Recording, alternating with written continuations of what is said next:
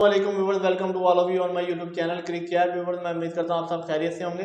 Viewers, आज की video में हम बात करेंगे कि लास्ट मैच जो खेला गया न्यूजीलैंड वर्सेस पाकिस्तान का, जिसमें जब पाकिस्तान को वाइट वॉश हुआ ओडीआई सीरीज में, खासतौर पर उसके बाद जब पोस्ट मैच प्रेजेंटेशन में जब मोहम्मद रिजवान आए प्रेस कॉन्फ्रेंस करने और उनसे सवाल किए गए, डिफरेंट जर्नलिस्ट बैठे हुए थे, तो उन्होंने जो जो जो जो पॉइंट उठाए, तो खासतौर पर मेरे साथ मैं उनसे पूछूंगा कि उन्होंने कौन कौन से पॉइंट डिस्कस किए जिसकी वजह से जो है तमाम मीडिया चैनल पे उनके प्रेस कॉन्फ्रेंस के खिलाफ क्रिटिसिज्म भी हो रहा है और उनसे सवाल पूछे जा रहे हैं कि इन्होंने क्यों ऐसे जवाब दिए हैं कि टीम को जो किस तरह लेके चले। असल में मसला क्या हुआ कि जब उनसे क्वेश्चन पूछे गए तो उसमें तो कुछ क्वेश्चन तो बड़े सॉफ्ट किस्म के थे कि जी आप ऐसे हार गए, तो उन्होंने बड़ा सिंपल से आंसर दे दिए। लेकिन कुछ चीज़ों में उन्होंने खुद ये बोला कि भाई कई चीज़ें ऐसी हैं जो मेरे कंट्रोल में नहीं है।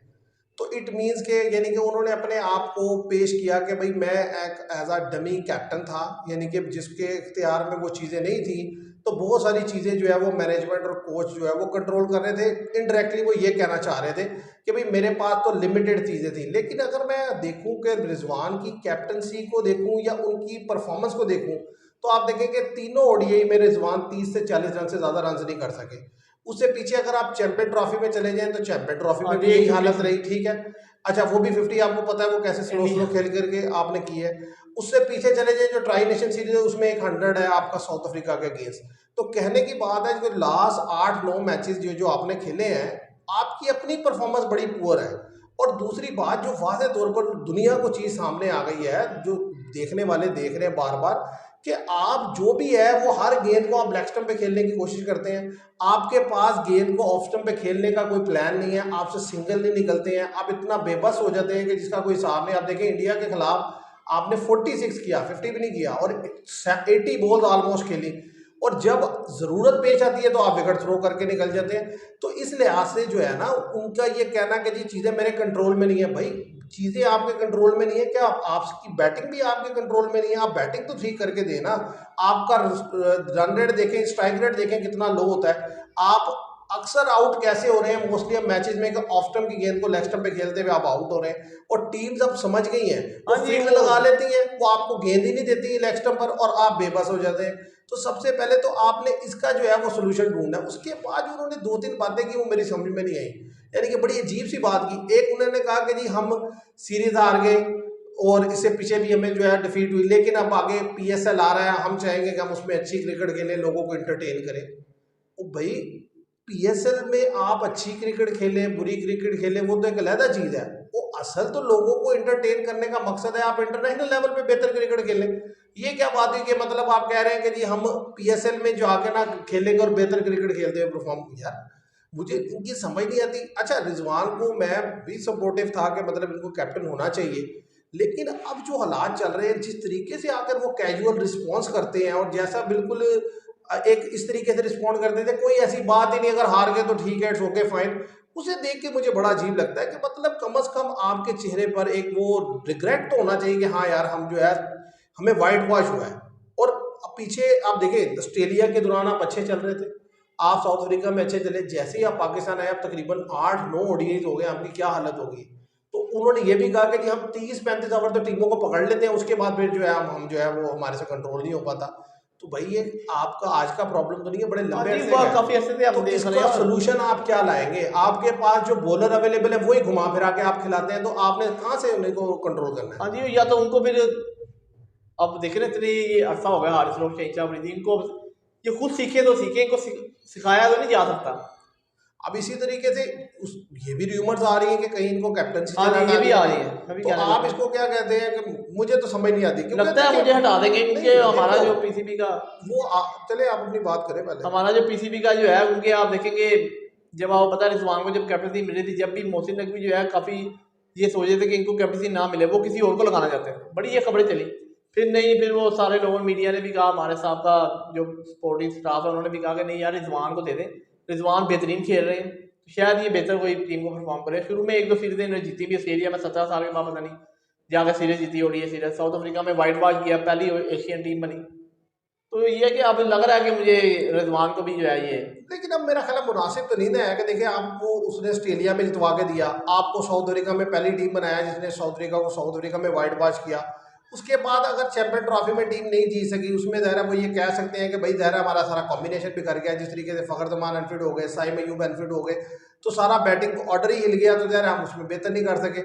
अब न्यूजीलैंड में भी जिस तरीके से लड़के गए हैं, लेकिन नंबर 4-5 के बाद जो है आपके पास कोई लड़का नहीं था जो खेल सके। हाँ, ये क्वेश्चन उनसे हुआ कि भाई टॉस तो तीनों आप ही जीते और बैटिंग भी आपने दूसरी टीम को दी, लेकिन इवन देन मैच नहीं निकाल सके। फिर आपके फ्लॉज है ना कि बॉलिंग में आप, जैसे आपने बताया कि 30 ओवर हम बेहतर बॉल करते हैं, ये अब आप नहीं बेहतर करना है, कोई दूसरी टीम आगे बेहतर नहीं कर सकती। जो जिस चीज़ का माहिर होगा वही अपने आप को ठीक कर सकता है। और बात यह है कि मैं ये समझता हूँ कि असल में हमें कैप्टनसी बार बार चेंज करना, बार बार नया कैप्टन लाना, मैं अब इससे जो है ना फेडअप हो गया। क्योंकि बात ये कोई तरीका नहीं है कि मतलब ये नहीं कि एक कैप्टन हटा दो, दूसरा कैप्टन ले आओ, फिर तीसरा हटा दो, चौथा ले आओ। उससे सबसे बड़ा मसला ये होता है टीम के अंदर रिफ्ट क्रिएट हो जाता है। अब 3-3 4-4 कैप्टन पाकिस्तान की टीम में खेल रहे हो, जैसे पाकिस्तान की हमारा तरीकेकार है, हाँ जी, तो हम तो आपस में इकट्ठे चल ही नहीं सकते। अब देखें ना, Shaheen Shah Afridi captain, Salman Ali Agha captain, Babar Azam captain, Mohammad Rizwan captain, हाँ तीनों को चेंज अब अपनी चार कैप्टन आपने खिलाए हुए हैं टीम में। अब उन्होंने क्या मतलब जानी कि देखो ना, कभी दो एक तरफ जा रहे होते हैं, दो एक तरफ जा रहे होते हैं। आप देखिए, जब से ज़्यादा पाकिस्तान को मार कब पड़नी शुरू हुई है, जब से कैप्टनसी की कंट्रोवर्सी क्रिएट हुई है। बाबर आजम 2023 के वर्ल्ड कप में हारने के बाद वापस आया, उसकी कैप्टनसी गई, शहीन शाह अफरीदी को आपने कप्तान बनाया, वो वहाँ पर एक सीरीज ही हारा, आपने उठाकर से बाहर कर दिया। अच्छा, उसके बाबर बाद आजम को ले, उसके बाद फिर आप बाबर आजम को ले, उसके बाद से आप देखें कि फिर तो ऐसी ऐसी वर्स्ट परफॉर्मेंस आई है। वरना पहले ये था कि आप जीत भी रहे थे, हार भी रहे थे।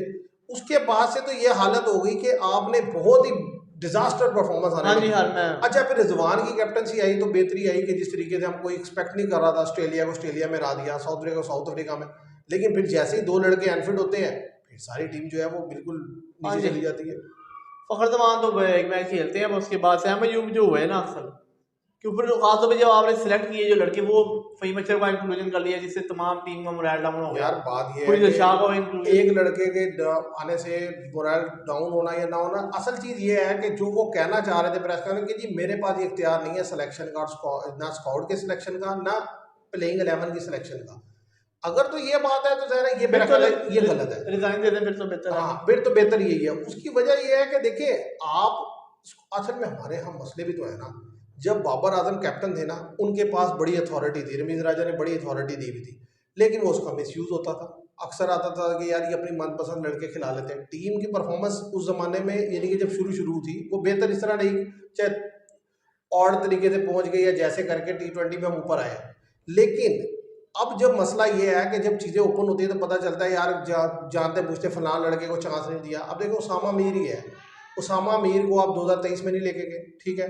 उसका वो कंट्रोवर्सी आई कि जी वहाब रियाज के साथ उनकी आपस में हो गई थी, कि जिसमें वहाब रियाज ने उनको जो है वो काफ़ी सुनाई कि जी आपने मेरी शिकायत पीसीबी से चेयरमैन से कैसे कर दी, कि जब उन्हें नहीं शामिल किया गया था टीम में, तो उन्होंने पूछ लिया था कि मुझे किस बेसिस पे नहीं शामिल किया गया। आप देखें उस दिन के बाद से उस लड़के का कोई नाम भी आता है? और नहीं वरना उनको डालना चाहिए ठीक से, 50-50 बॉलर से। यार बात यह है कि आप टैलेंट जो आता है उसको बनाना मकसद है या खराब करना मकसद है? अब बस ये हमारे यहाँ पसंद सबसे आप, बड़ा मसला तो ये है ना कि लड़के खराब करना मकसद है। अभी देखे ना, कामरान गुलाम है भाई, अगर उन्होंने परफॉर्मेंस थोड़ी कम दी है, लेकिन आपने ये तो देखा है ना कि उसने अच्छी भी दी है। और एक लड़का देखें जो मुल्तान टेस्ट में टर्निंग ट्रैक पे 100 कर रहा है, फिर जिस तरीके से साउथ अफ्रीका में बाउंसी ट्रैक पे नीचे आकर कम गेंदों पे 50 कर रहा है, इसका मतलब है उसे गेम तो है उसकी। हाँ जी, जब आपके पास लिमिटेड ठीक रिसोर्स है, है फिर तो आप, अब आप उसे बेहतर करें। आप क्या कर रहे हैं कि जी उसको निकाल के ऐसे लड़कों को मौका दे रहे हैं कि जिन्होंने एक भी इनिंग्स नहीं खेली। मतलब इरफान खान नियाजी की एक भी 50 नहीं है, तैयब ताहिर की एक भी 50 नहीं है।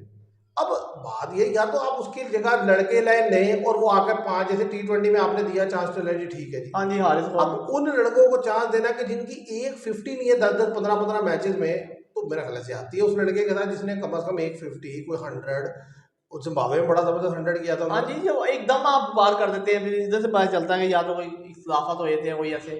देखिए ना, मोहम्मद वरना कह रहे थे कामरान गुलाम को चैंपियन ट्रॉफी खिलाएंगे, पर वो नहीं, पहले ही उनको ट्राई निशान देने में नहीं चलेंगे, मैं बार बार तो ये बताया को खिलाते चलेंगे वो। और अब देखे ना कि रिजवान जो है, अब इसके बाद आपके पास कोई ऑप्शन बचा ही नहीं कैप्टनसी का। आप देखें आप किसको, हारिस रऊफ को कैप्टनसी देंगे? नहीं नहीं, उसको दे देंगे ये शदाब को नहीं, दे सलमान अली आगा को दे देंगे, नो डाउट। सलमान अली आगा भी आपके सौशिक सामने है को दे कि देंगे। वो कैप्टनसी में अभी जिस तरीके से इस T20 में कदरे बेहतर खेलते हुए नजर आए जो न्यूजीलैंड के खिलाफ जी, बड़े गेम में प्रेशर बड़ा मसला होता वरना है। उनका सबसे बड़ा कंसर्न ये है कि उनसे कैप्टनसी में अंडर प्रेशर हो जाते हैं। तो मैं नहीं समझता कि कैप्टन बार बार चेंज करना मकसद है। आप वो एरियाज को इम्प्रूव करने की कोशिश करें जहां पर मेन प्रॉब्लम है, और उसी से आप बेहतरी की तरफ जाएंगे। और सबसे पहले तो जो एक बेसिक चीज़ है ना कि स्क्वाड की सिलेक्शन और टीम की सिलेक्शन, इसके ऊपर काम करें। कम से कम कंडीशन के हवाले से तो स्क्वाड होना चाहिए, उसके मुताबिक प्लेइंग 11 होनी चाहिए।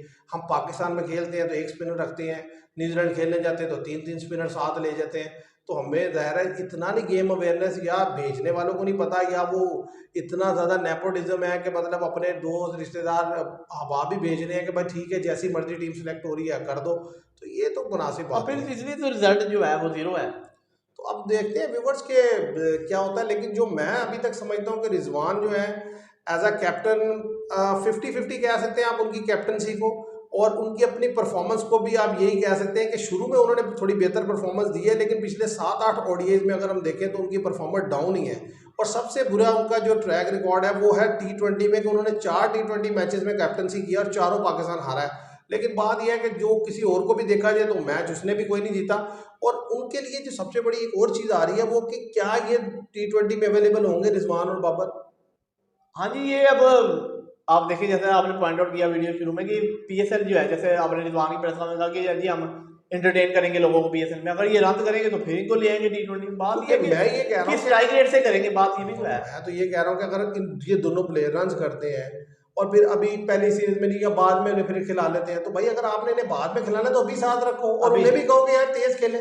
मतलब यंगस्टर्स को तो आप कह रहे हो कि पहली गेंद से उठा उठा के खेलना है, तो ये जो एक्सपीरियंस लोग हैं जिन्हें सारी सिचुएशन का पता है, और ये भी इन्हें क्यों नहीं कहते। और मैं सबसे ज्यादा इंपॉर्टेंट ये है कि यानी कि हमारे जो कैप्टन है या मैनेजमेंट है पता नहीं क्या सोच के चलते हैं। हर लड़के का एक रोल होना चाहिए कि भाई तेरा काम ये है, तूने ये करना है, तुमने ऐसे खेलना है, इसने ऐसे खेलना है, इसने यहाँ बॉलिंग करनी है, इसने मिडिल ओवर में करनी है, इसने लास्ट में ओवर करने। मतलब हर एक का रोल डिफाइन हो, उसके मुताबिक वो प्रैक्टिस सेशन करे, फिर मुझे लगता है बेहतरी आ जाएगी। अगर आपको ये नहीं पता किसने पहले बॉलिंग करनी है, किसने बाद में करनी है, कौन बैटिंग में ऊपर आके तेज खेलेगा, कौन स्लो खेलेगा, तो फिर तो अल्लाह ही प्लानिंग करनी पड़ती है। अब जैसे तमाम टीम प्लानिंग कर रही हैं, हार तो किसी भी हो, हार जी किसी टीम को भी हो सकती है, पर जब ये हारते हैं इनमें काफ़ी ज़्यादा डीमेरिट पॉइंट नज़र आते हैं, जिसकी वजह से जो है। तो विवर्स बात यह है कि देखते हैं आगे क्या होता है। लेकिन लगता यही है कि रिजवान की कैप्टनसी भी खतरे में दिखाई देती है। तो आज के लिए इतना ही। मैं उम्मीद करता हूँ आपको वीडियो पसंद आएगी। Thank you very much.